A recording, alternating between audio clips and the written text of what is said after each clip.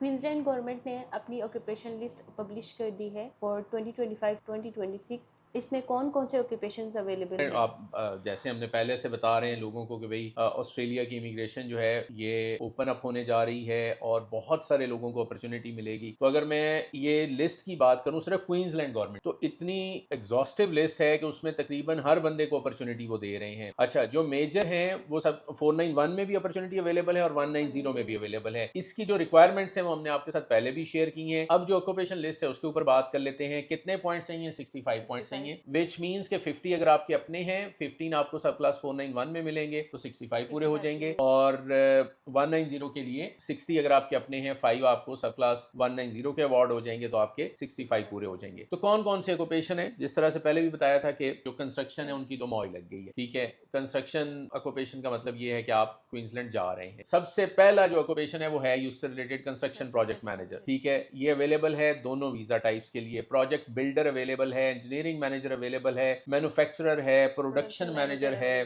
ठीक है, सर्वेयर है, अर्बन एंड रीजनल प्लानर है, केमिकल इंजीनियर है। ठीक है, देखें केमिकल इंजीनियर नॉर्मली इनको अपॉर्चुनिटी बहुत कम मिलती है, लेकिन क्वींसलैंड के अंदर जो है ये अपॉर्चुनिटी अवेलेबल है। मटेरियल्स इंजीनियर है, सिविल इंजीनियर है, जियो टेक्निकल इंजीनियर है, क्वांटिटी सर्वेयर है, स्ट्रक्चरल इंजीनियर है, ट्रांसपोर्ट इंजीनियर है, इलेक्ट्रिकल इंजीनियर है, इलेक्ट्रॉनिक्स इंजीनियर है। इनको भी बड़ी कम अपॉर्चुनिटी मिलती है इलेक्ट्रॉनिक्स इंजीनियर को। तो इंडस्ट्रियल इंजीनियर हो गया, मैकेनिकल इंजीनियर हो गया, प्रोडक्शन और प्लांट इंजीनियर हो गया, mining engineer, petroleum, agriculture, biomedical, environmental consultant, environmental scientist, ये सब अवेलेबल हैं। इसके अलावा जियोलॉजिस्ट, हाइड्रो जियोलॉजिस्ट, तो वो लोग जो जरा हाइड्रो जियोलॉजिस्ट में रुई हमारे जो क्लाइंट्स हैं जो वेट कर रहे थे उनके लिए कुछ अच्छी खबरें भी हैं।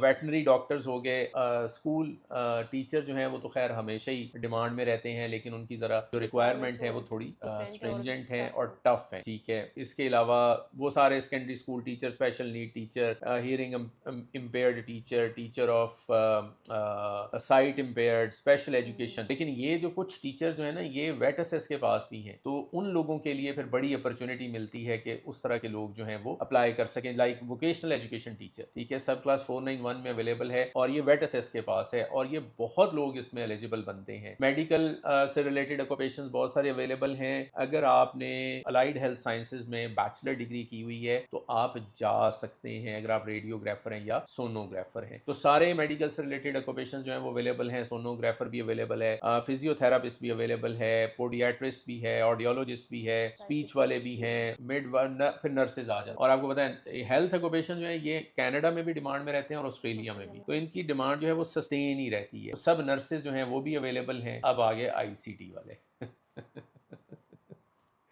आईसीटी वाले जो हैं, आईसीटी सिक्योरिटी स्पेशलिस्ट अवेलेबल है। क्लिनिकल साइकोलॉजी, सिर्फ एक ही ऑक्यूपेशन डाला है उन्होंने, ICT security specialist. Sorry to the other IT people, और मेरा ख्याल है रूही हम अपने हर क्लाइंट को कहते हैं कि भाई अगर आप आईटी में हैं तो फिर बहुत कंपटीशन हाई है, आपको एटलीस्ट आईएलटीएस का एक बहुत अच्छा या पीटी का या लैंग्वेज सेट का एक बहुत अच्छा बैंड लेना पड़ेगा। साइकोलॉजिस्ट हैं, ऑर्गेनाइजेशनल साइकोलॉजिस्ट हैं, कंस्ट्रक्शन एस्टिमेटर, बिल्डिंग इंस्पेक्टर, ये दोनों ऑक्यूपेशन अवेलेबल हैं। सर्वेइंग, आर्किटेक्ट्स, ठीक है, ये सब अवेलेबल हैं। Civil engineering technician, draft person, electrical engineering technician, electrical engineering draft person, mechanical engineering technician, draft person, ये सब लोग जो हैं। और उसके बाद आ जाते हैं ट्रेड वर्कर्स, वो वेल्डर हो गया, वो इलेक्ट्रीशियन हो गया, वो एयरक्राफ्ट मेंटेनेंस इंजीनियर हो गया, वो फैब्रिकेटर हो गया, वो शीट मेटल ट्रेड वर्कर हो गया, वो फिटर हो गया, वो टर्नर हो गया, ब्रिक लेयर हो गया, स्टोन मेसन हो गया, कारपेंटर हो गया, जॉइनर हो गया, प्लास्टर हो गया, टाइलर हो गया, प्लम्बर हो गया, एयर कंडीशनिंग मैकेनिक हो गया, ड्रेनर हो गया, गैस फिटर हो गया, रूफ प्लम्बर हो गया,